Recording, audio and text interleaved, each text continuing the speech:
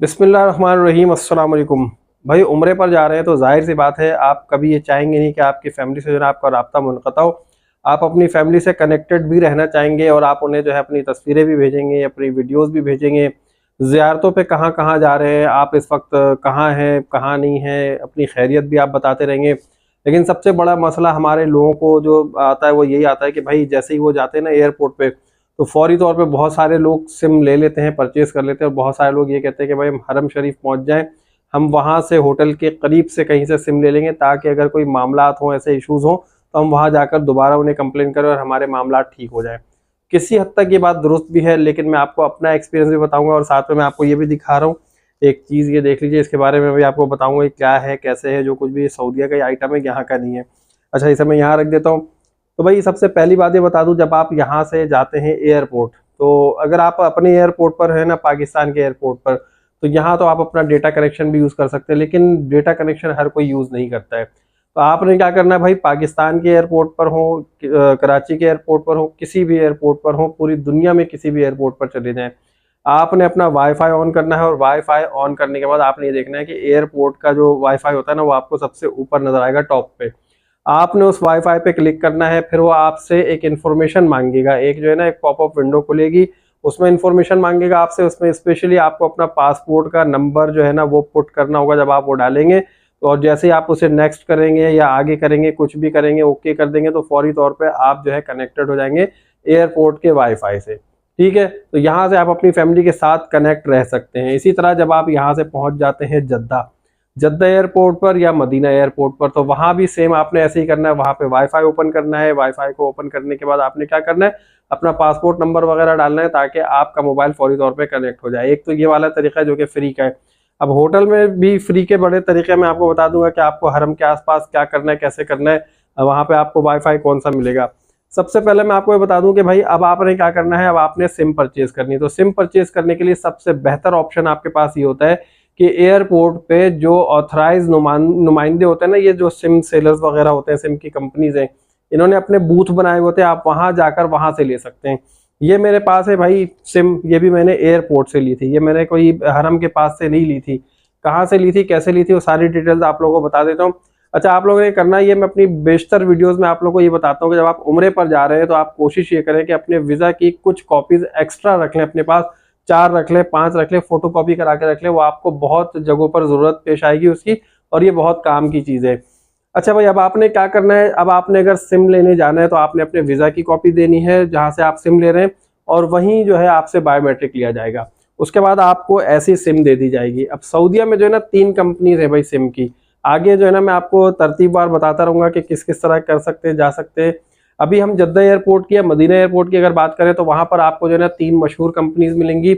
आपको पहली कंपनी नजर आएगी एसटीसी, दूसरी कंपनी नजर आएगी जैन, और जो तीसरी कंपनी है वो नजर आएगी मोबाइली। ठीक है, ये 3 कंपनीज हैं जो कि सऊदीया में इस वक्त काम कर रही हैं, और जितने भी हाजी जाते हैं, उम्रे पे लोग जाते हैं, वो इन्हीं 3 कंपनीज की सिम लेते हैं। जिसे जो सूट करती है वो सिम परचेज कर लेता है, लेकिन मुझे जो सिम सूट कर रही थी वो कर रही थी एसटीसी की।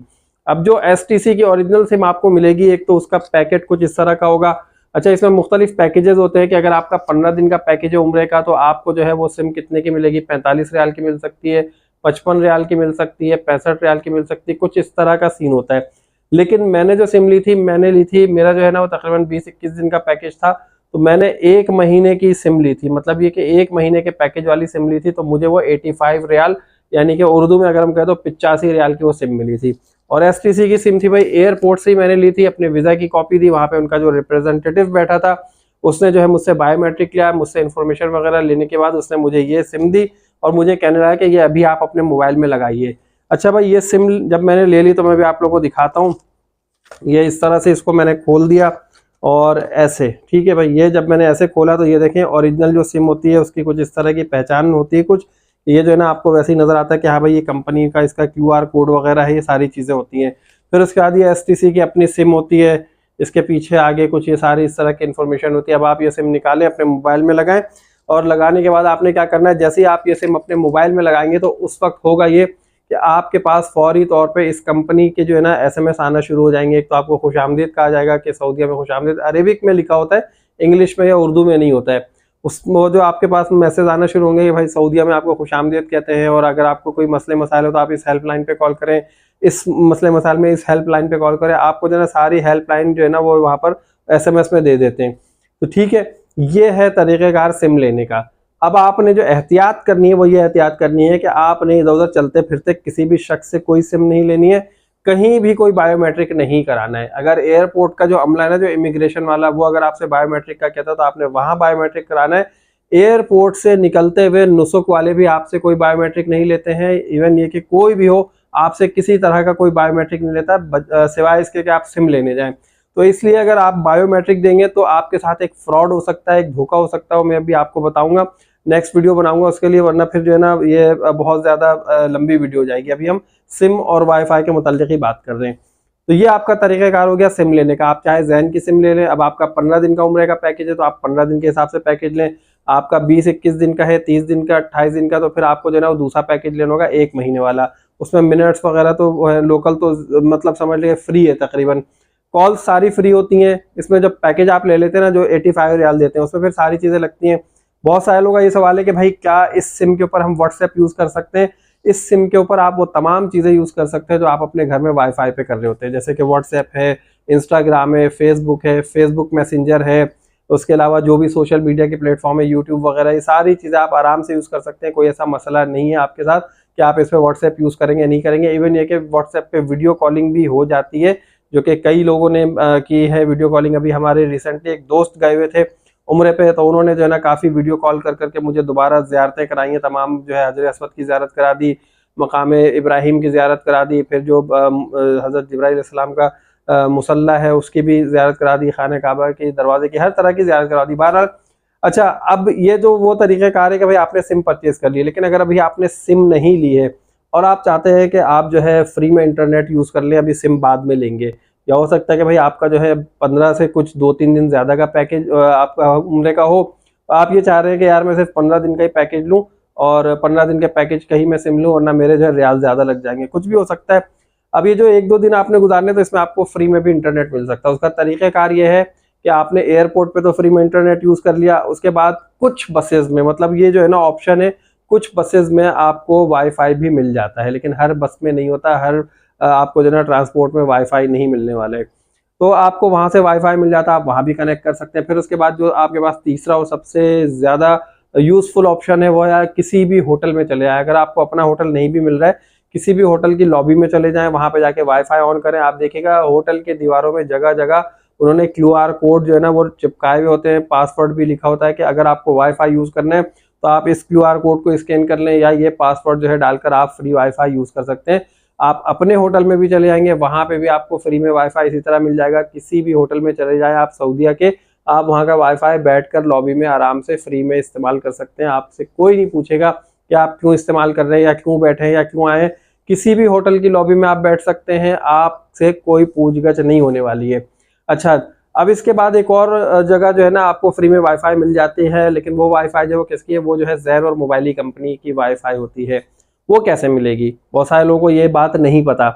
तो भाई देखिए, अगर आप हरम शरीफ में या हरम शरीफ के आसपास है तो आपने क्या करना है, आपने अपना वाईफाई ऑन कर देना है। जैसे ही आप वाईफाई ऑन करेंगे तो होगा क्या, आपके मोबाइल में कोई सिम लगी हुई होनी चाहिए, या तो सऊदीया की सिम हो या तो फिर आपके अपने पाकिस्तान की सिम हो, कोई भी सिम हो, आपकी सिम जरूर लगी हुई होनी चाहिए। अब होगा ये कि भाई उस सिम पर जो है ना एक SMS आ जाएगा ऑटोमेटिकली, उस SMS में OTP आता है, उस OTP के जरिए आप उस वाईफाई में एंटर हो सकते हैं और फ्री में ज़ैन और मोबाइली के वाईफाई जो है आप वहां पर उसका वो यूज़ कर सकते हैं। और वो वाईफाई आपको मिलेगा 30 मिनट्स के लिए, यानी कि आधे घंटे के लिए। आधे घंटे तक आप यूज़ करें, फिर उसके बाद वाईफाई बंद कर दें, फिर वाईफाई ऑन करेंगे, फिर दोबारा आपके पास OTP आएगा, आप दोबारा उसे यूज़ करें।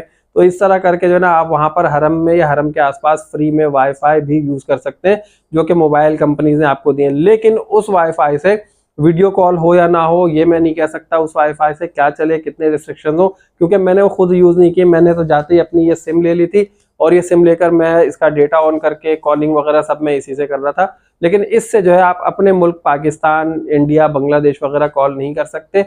आप सिर्फ इंटरनेट के थ्रू जो कॉलिंग होती है ना, अच्छा इंटरनेट पे भी किस पे कॉल करें, व्हाट्सएप पे आप वीडियो कॉल कर सकते हैं। अगर व्हाट्सएप पे वीडियो कॉल नहीं लगती, कोई रिस्ट्रिक्शंस होती है समटाइम्स, तो फिर आप क्या कर सकते हैं, आपने फेसबुक मैसेंजर पे कॉल करनी है, वीडियो कॉल, ऑडियो कॉल, कुछ भी आप फेसबुक मैसेंजर पे कर सकते हैं।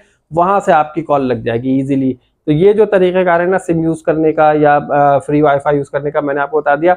इसमें एक मज़ीद एहतियात आपको करने की ये ज़रूरत है कि बहुत सारे दोस्त क्या करते हैं कि जब सऊदीया जाते हैं तो जो सऊदीया का नंबर होता है उसी नंबर पे अपना व्हाट्सएप भी बना लेते हैं। तो सबसे बड़ी गलती आप लोग यही करते हैं, क्योंकि ये जो आपको सिम मिलती है ना भाई, ये मिलती है आपके वीज़ा के हवाले से। जब तक आपका वीज़ा वैलिड है, जब तक आपकी सिम वैलिड है, क्योंकि ये आपके वीज़ा के बेस पे आपको सिम मिल रही है। अब होता ये है कि जब आप उस पर अपना व्हाट्सएप का अकाउंट बनाते हैं तो आप अपनी पिक्चर्स, वीडियोस, जो कुछ भी है, अपने टेक्स्ट मैसेजेस, अपने वॉइस नोट्स उस पर भेज रहे होते हैं। तो भाई वहां पर होता ये है कि ये सारा डेटा जो है ना अब आपका चला जाता है किसी और के पास, क्योंकि 3 महीने तक आपका वीज़ा वैलिड होता है।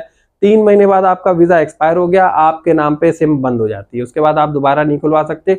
यही नंबर वो किसी और को अलॉट कर देते हैं, क्योंकि नंबर जब फ्री हो जाता है, पीछे स्पेयर हो जाता है 3 महीने के बाद, तो 3 महीने के बाद यही नंबर कोई और शख्स यूज़ कर रहा होगा। आपको नहीं पता कि वो कौन से मुल्क का शख्स हो सकता है। तो जब वो सिम लगाएगा, सब कुछ ऑन करेगा, तो वहां से क्या होगा, वो सारा कुछ उठ के डेटा उसके पास भी आ सकता है।